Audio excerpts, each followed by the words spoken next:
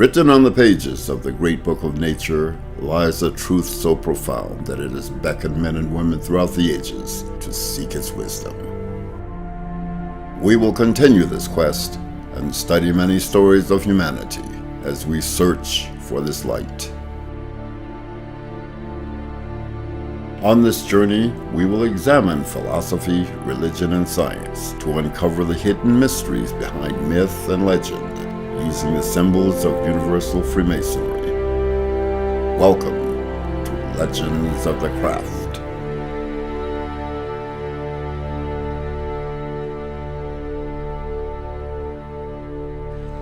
Welcome back to Legends of the Craft. I'm here with my co-hosts, Brother Aksel Savari. It's wonderful to be here with you again, Matias. And today's a special occasion. We have one of our favorite brothers from the Orient of Dallas, Texas, Brother Dennis Garza. Happy to finally be here with you guys. So Brother Dennis is coming to us from Texas, Brother Matias, and I was hoping that in honor of our guest's origin, that we could talk a little bit about freedom and liberty and what that means for the craft today. I think that's a great topic, so let's get right into it. Brother Dennis, would you like to kick this one off? Absolutely. When I think about freedom, I always think about Bertrand Russell. When he talks about freedom, what is freedom? Freedom from authority, freedom from tradition. And then the third one, which I think is probably the most difficult one for us to really recognize in our lives, is freedom from the tyranny of our own passions. So what does that actually mean, guys? So why don't we get started with tyranny? There's so much to No, jump not into. tyranny. No. Tradition. Let's start with authority. Let's start with authority. We'll make our way down. Let's start from the physical and move to the higher spiritual planes. So the freedom from authority, to me, has been at the center of Masonry since it started. Well, maybe not since it started, but like if you think of what Freemasonry was doing throughout history, I mean, we were on the front lines, the barricades of the revolutions of the Enlightenment, right? We were tearing down old systems of authority that no longer served the people and establishing new systems of government, new systems of living that previously weren't even imaginable to the mind living under a monarchy. To imagine a constitutional republic guided by Masonic principles is such a leap that it almost had to be manufactured by people that could see that vision. But are these new systems not just new systems of authority? Certainly, but I mean, the system of authority that we live under today is far more pleasant to live under than the system of authority that the people that came from England to colonize, the New World lived under, or perhaps the people that lived under the monarchs in Spain under the Inquisition. It's an improvement. I agree. It's not nearly perfect, but it's definitely better. Well, I kind of look at it in a different way. I think, Masonically speaking, that the forefathers of the American Revolution, of the French Revolution, what they were aiming at was replacing it with a new system, but ultimately their goal is to replace it with no system.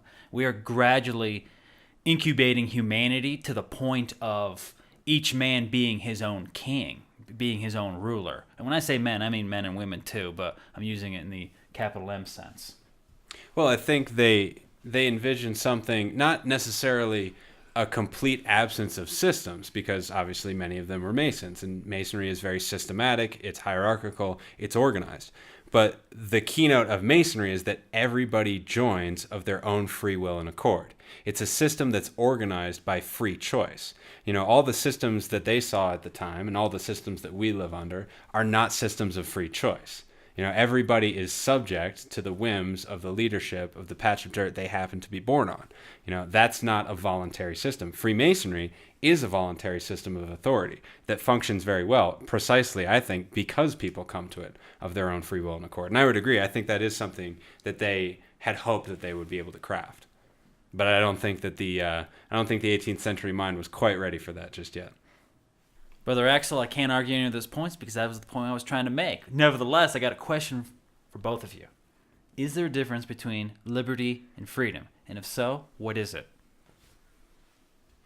Well, Brother Matias, I think freedom, as we think of it, is it's a cheaper term than liberty. Liberty to me is a purer form of what we're trying to express when we say the word freedom.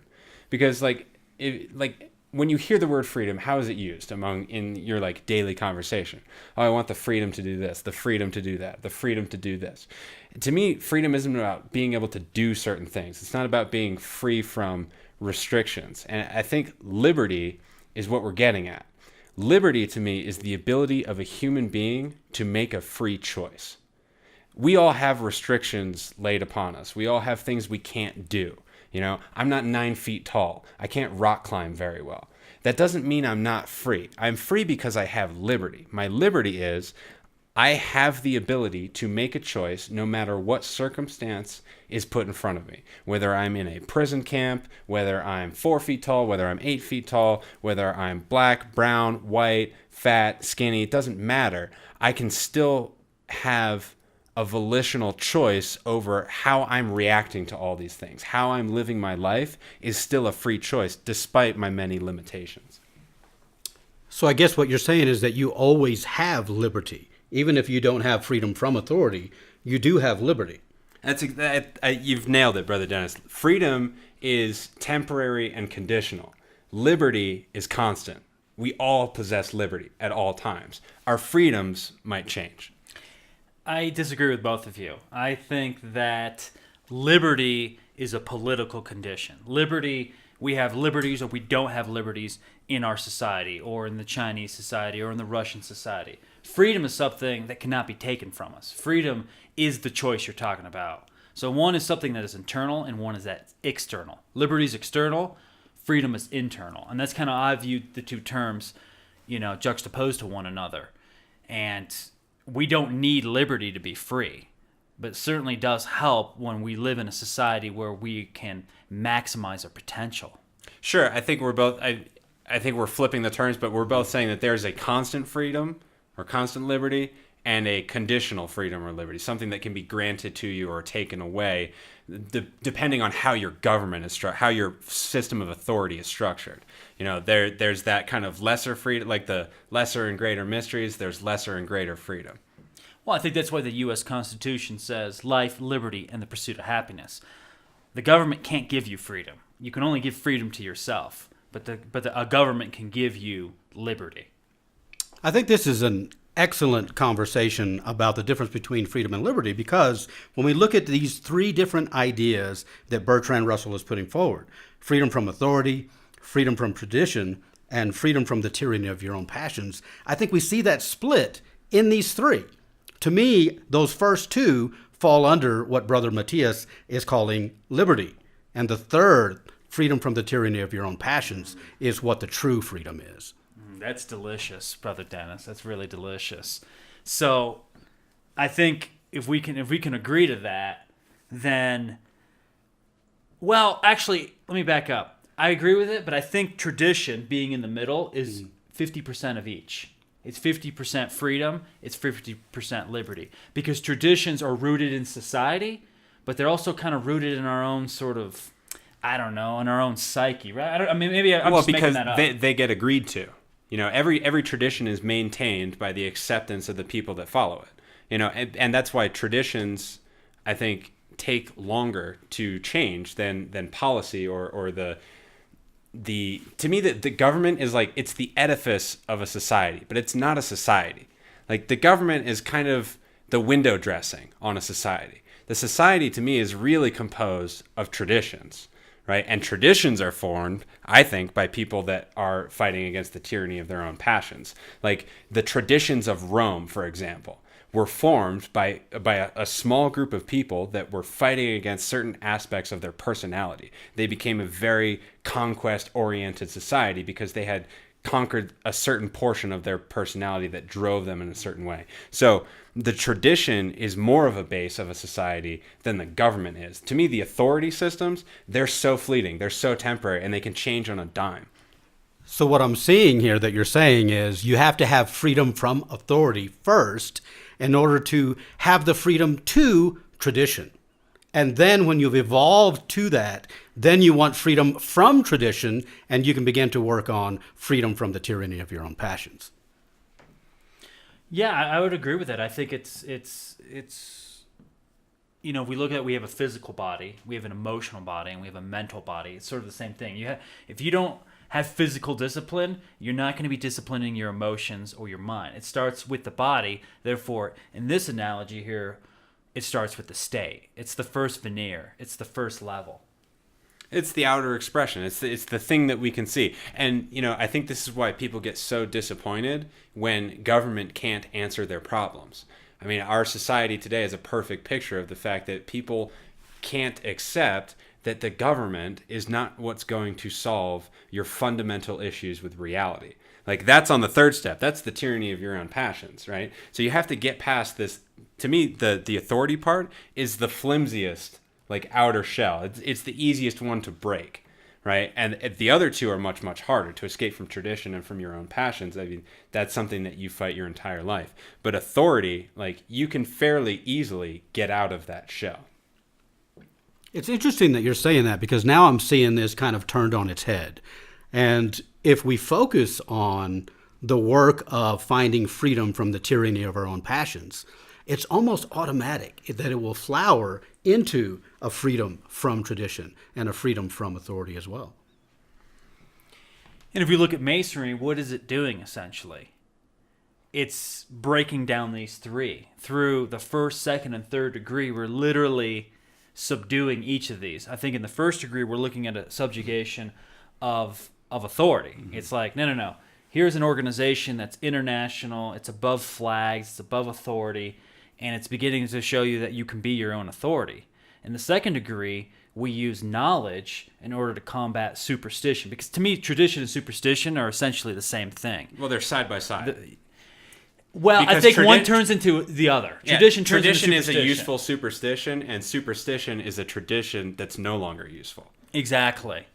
And then in the third degree, what are we doing? Well, we're overcoming our greatest fear, and through that, we have subdued ourselves, the passion within. And Brother Matias, this really is like the central kind of point of Freemasonry. Like, what is the first question that we're asked in the first degree? What is your purpose in Freemasonry?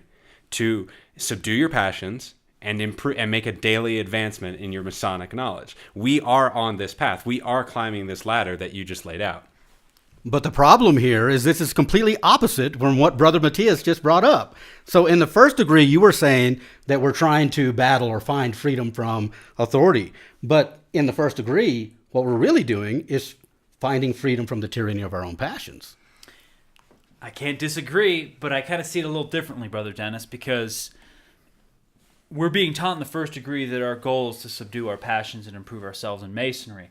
But that is our mission in Masonry. That's in all degrees. So we begin that journey right at the commencement of being an apprentice. But then the degrees are teaching us how to remove those layers. So I think it's both. So it's kind of a foreshadowing, right? Exactly. It's our destiny. Well, it's kind of a weird, like, parallel task, right? Because, like, what if you were seeking to undo a tyrannical system of authority, what kind of people would you want with you to do that? You'd want people that had freed themselves from the tyranny of their own passions.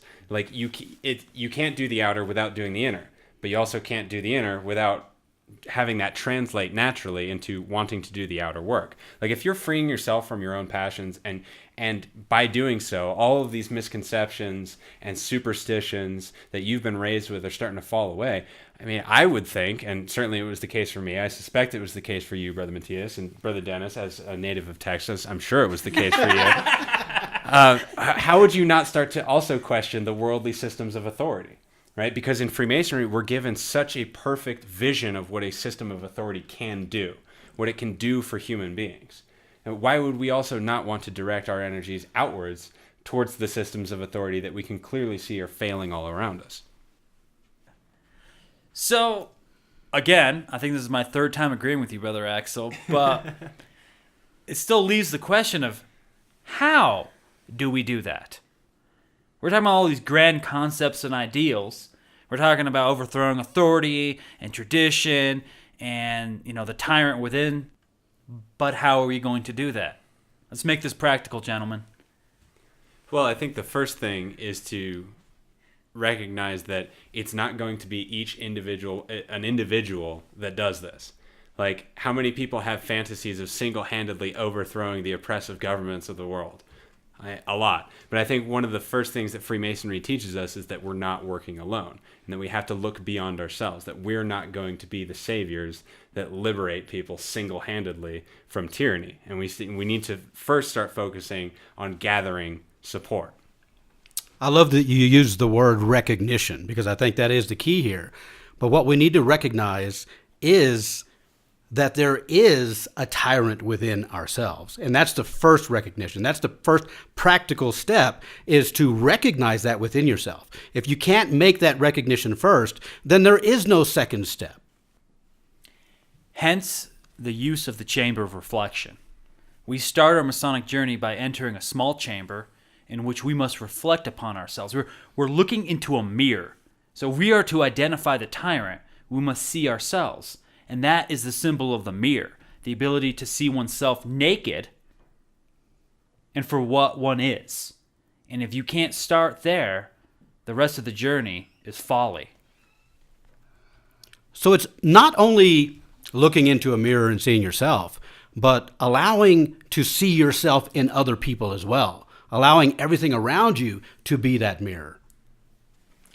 That's why we're blindfolded, I think, when we enter the ceremony of initiation. We're blindfolded because we can't see the truth in other people. We don't see ourselves. But once we've taken the steps from west to east, that hoodwink is removed. And behold, we now see everybody as a part of ourselves. And in that unity, we see flaw, we see glory, we see happiness, we see sorrow, we see everything as it should be. And it's only at that point that we can begin this journey of freedom. Well, I like the idea that you're bringing up symbolically of, blinding the individual as they begin the ceremony. And as the ceremony is completed, they're only again allowed to see themselves as a part of a collective. They are only allowed to see themselves within the lodge.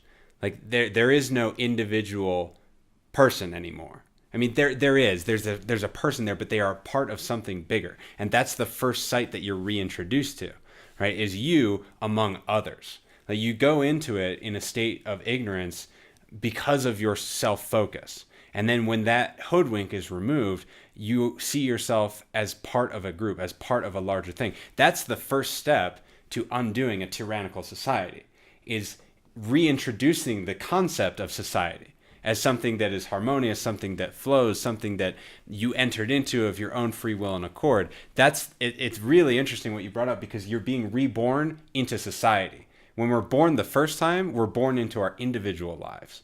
But when we're born in Freemasonry, we're born directly into society with a concept of a group collective that we're working to strengthen.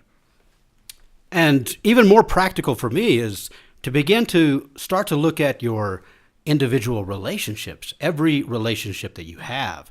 If you're looking at that same process in the individual relationship and having the freedom in that individual relationship, where it's truly collaborative in nature, when you see yourself in the other individual and the other individual sees you in themselves, all of a sudden you're beginning that first step to see in that larger group that Brother Aksel is talking about. When the blindfold is removed and there's this larger group, but there's still steps to get there. And the first step is to be able to do that in a single relationship, and then in every single relationship that you have.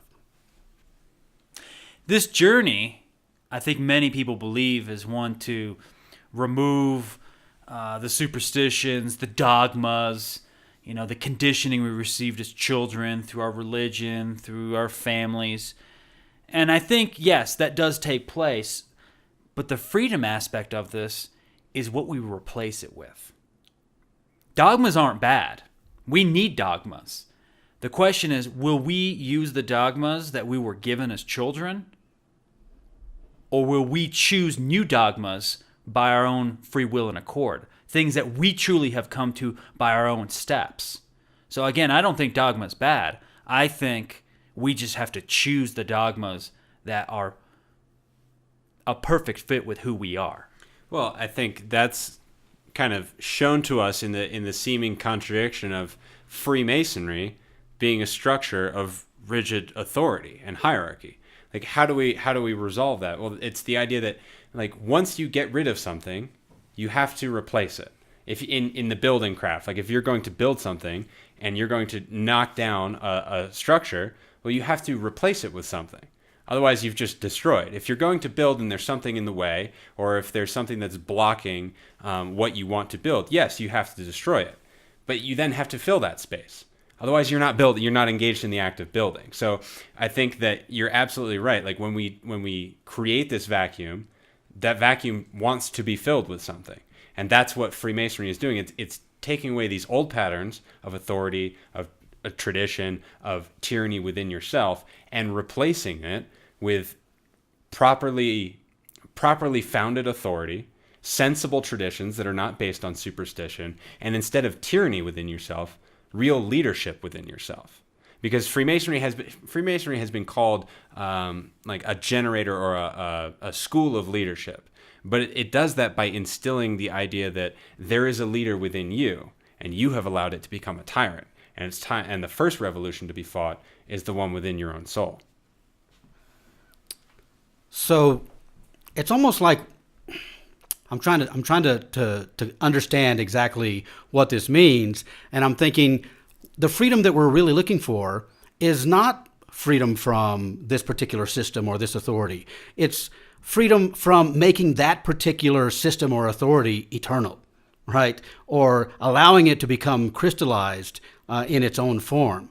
So like Brother Aksel was talking about, it has to be destroyed. It's going to be destroyed. It's inevitably going to be destroyed. That's the natural law of how things work. But what do we replace it with? But even that thing that we replace it with, we have to be very careful that that thing in itself doesn't again become the tyrant. Well, that's why I think the first 3 degrees of Masonry is not something you go through once, but you continuously go through in a cycle. First, second, third, first, second, third, first, second, third, first, second, third.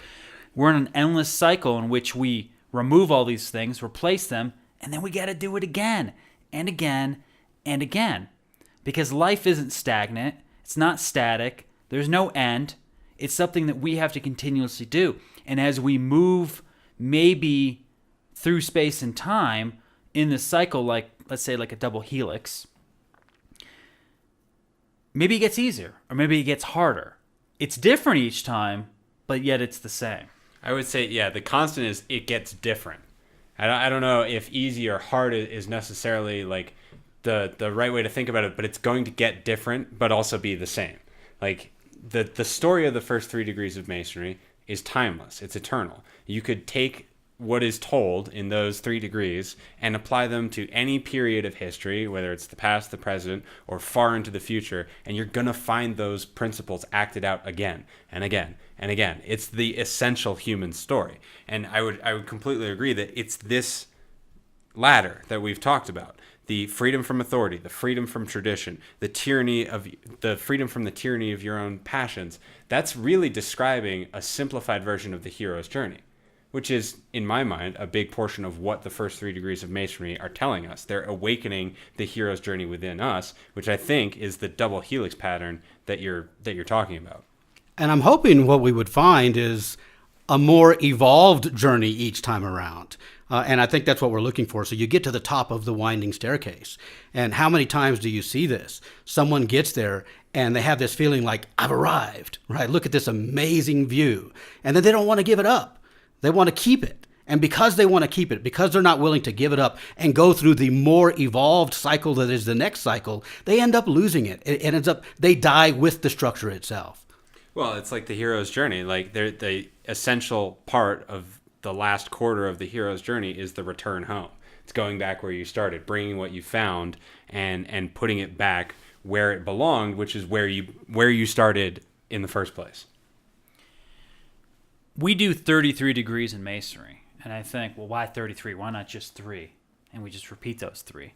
And I was just thinking while the two of you were talking, and both of you led me to the realization that it's 3 times 11. And what's 11? It's chaos. 11's a number that people don't mess with too much. You know, we mess with 7s and 3s and 5s, and these are all great numbers. But 11 is a number of chaos. It's a change. So we actually go 11 times chaotically through all these degrees to end up exactly where we started. Because chaos is the ingredient that makes this all possible. Without chaos, this journey would never take place. The hero's journey, you have to have chaos. It's bred out of chaos. It's the substrate that the hero acts upon, right? The hero leaves order, and the entire journey is conducted in chaos. And it's when you come back to order, that moment is the beginning and the ending of the story. Those moments don't last. Like, the beginning of the story doesn't last beyond the first page. The ending of the story doesn't last beyond the last page. Everything in between is the hero journeying his way through chaos. Excuse me for being a good Texan here, but I've got to bring in a Bible reference here because I love this. And I'm looking at this and I'm thinking about, the betrayal of Judas.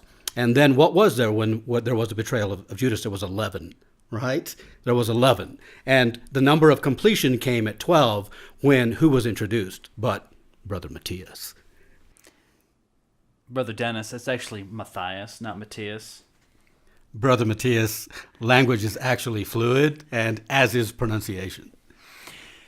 So, now that I'm going to take the mantle of being an agent of chaos, I'd like to throw something else out there, which is, why don't we take these from being negatives to positives? Instead of authority, tradition, and tyranny of your own passions, let's replace it with liberty, equality, and fraternity. Liberty from authority, equality of all traditions and superstitions, and the fraternity that makes all tyrants obliterated. So then true freedom is not freedom from, but it's freedom to act in such a way that you will the maximum of your action to become universal law. Thank you for listening to Legends of the Craft. This podcast is purely the opinion of brothers Matias and Aksel Suvari and does not represent the official views of Universal Co-Masonry. Universal Co-Masonry is a Masonic order founded on the principles of liberty, equality, and fraternity that admits men and women without distinction of race, religion, or creed. For more information, please visit universalfreemasonry.org.